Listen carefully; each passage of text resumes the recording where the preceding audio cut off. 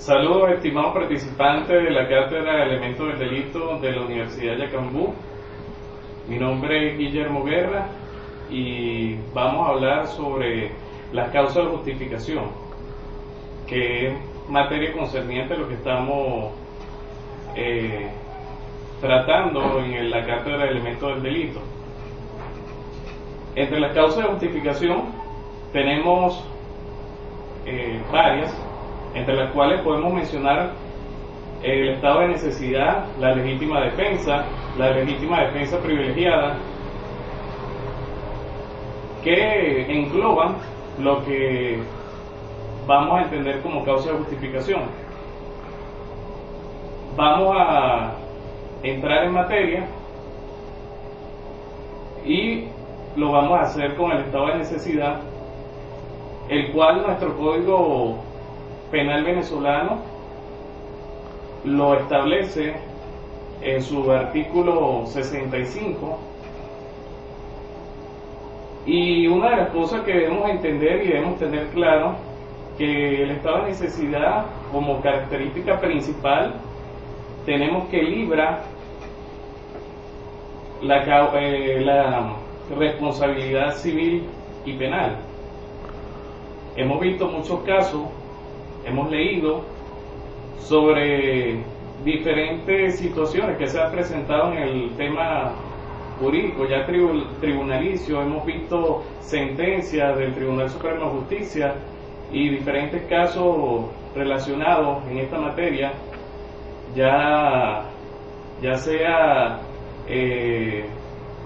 donde actúen por supuesto víctimas y un victimario, ya sea de homicidio, ya sea situaciones que ameriten o donde se presuma que existe un estado de necesidad. Vamos a ver lo que el Código Penal venezolano establece en su artículo 65. Se los voy a leer. El numeral 4 dice que el que obra constreñido por la necesidad de salvar su persona o la de otro de un peligro grave e inminente al cual no haya dado voluntariamente causa y que no pueda evitar de otro modo. Esto nos da a entender que, o debemos entender, el Código Penal venezolano lo establece de esa forma y en cuanto a la extensión de su alcance, debemos tener claro que solo se refiere en cuanto a la vida y a la integridad personal. Es decir, que una persona en un estado de angustia, donde su vida está en peligro, otra persona puede salvarla o puede utilizar un medio para salvar su vida, el cual por supuesto que va a accionar, puede ser contra la vida de otra persona y puede tenerse como un estado de necesidad o puede ser librado de acción civil o penal. Estos casos se evidencian generalmente en las personas que realizan una actividad profesional concerniente a los medios de seguridad del Estado. Podemos mencionar entre ellos a los cuerpos policiales, guardias nacionales, etcétera, pero también otras personas, otros tipos de profesionales, ya sea en la parte de medicina, en la parte de seguridad o de prestación de protección civil, bomberos, etcétera, que utilizan o sus profesiones son riesgosas en esa materia. Lo más importante que debemos entender el artículo 65, ya sea del 1 al numeral 4, es que nos dice que no es punible. Es decir, que existen unas características en este artículo 65 que nos dice que aquellos que realicen un acto en los cuales se establezca o que cumpla alguna de las condiciones que nos establece el código, podemos entender que no van a ser objeto de punibilidad. Entendemos que el estado de necesidad es aquella situación en la que se daña un bien jurídico protegido incurriendo un tipo penal, pero descartando la antijuricidad de la acción debido precisamente a la presencia de la figura justificante. Es decir, que vamos a gozar o se va a gozar de algunas causas de justificación cuando estén contempladas en esos causales.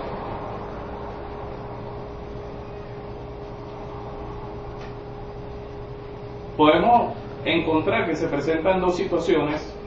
Dice, cuando el sujeto que actúa en estado de necesidad lo hace lesionando intereses del sujeto de cuya esfera emana el peligro, siendo este al menos reconducible en términos de imputación objetiva al comportamiento organizador del titular de la esfera. Es decir, es un estado de necesidad defensivo.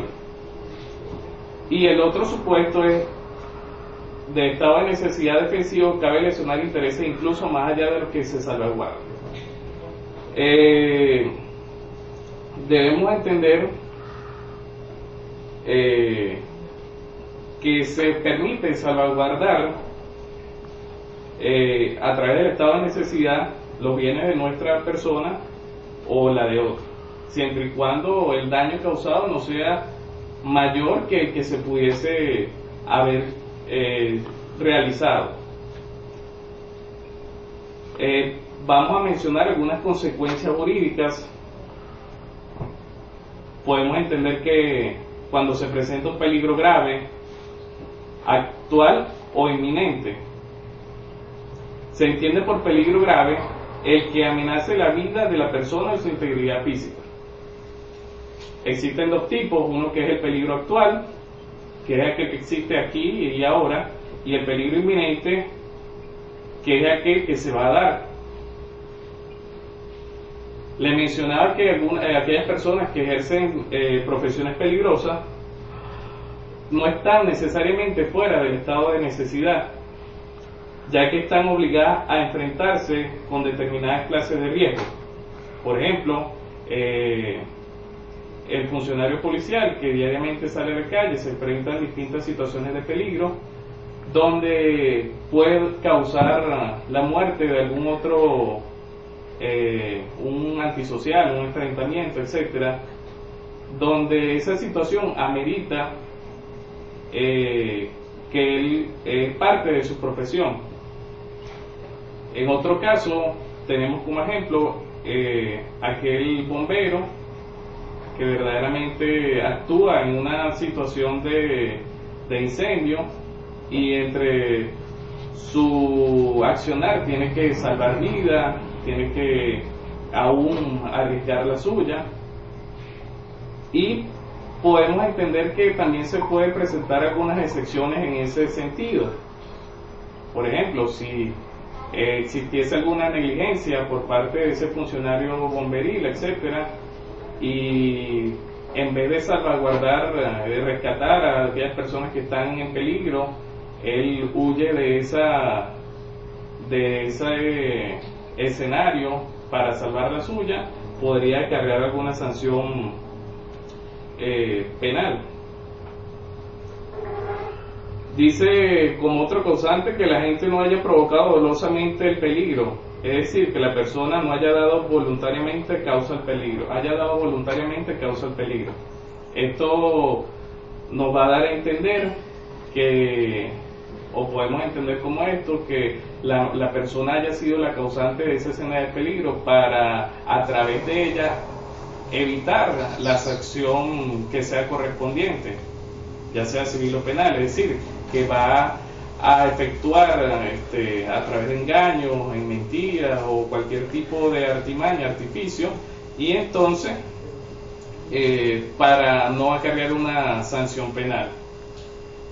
Y la imposibilidad de evitar el mal por un medio que no sea el sacrificio de un bien jurídico ajeno.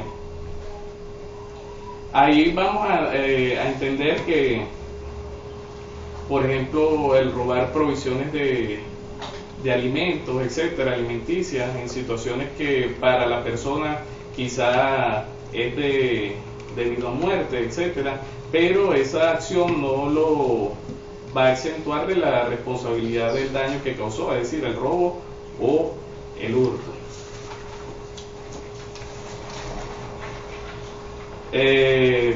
Entendemos como causa de justificación también tenemos la legítima defensa, que es una de las herramientas que hemos escuchado, hemos leído, hemos entendido. Y la legítima defensa dice que es la reacción necesaria contra una agresión ilegítima, actual o inminente y no provocada, o al menos no provocada suficientemente por la persona que invoca esta causa de justificación como eximente de la responsabilidad penal. La legítima defensa es una de las, digamos, de las herramientas que son establecidas también en nuestro Código Penal, pero solamente se da como causa de justificación en algunos momentos determinados. Y entre ellos son, bueno, el ejercicio de un derecho, cumplimiento de un deber, ya sea por algún funcionario de la fuerza pública, y también, bueno, la omisión por causa legítima.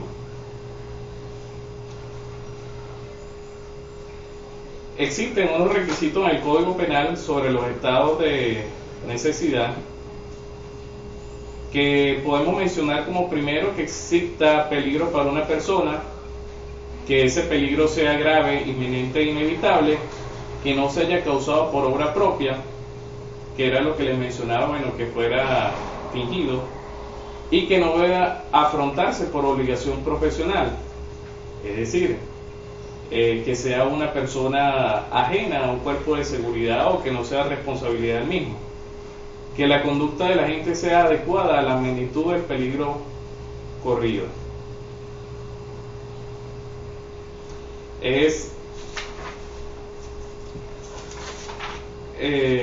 Entonces debemos entender como conclusión de este punto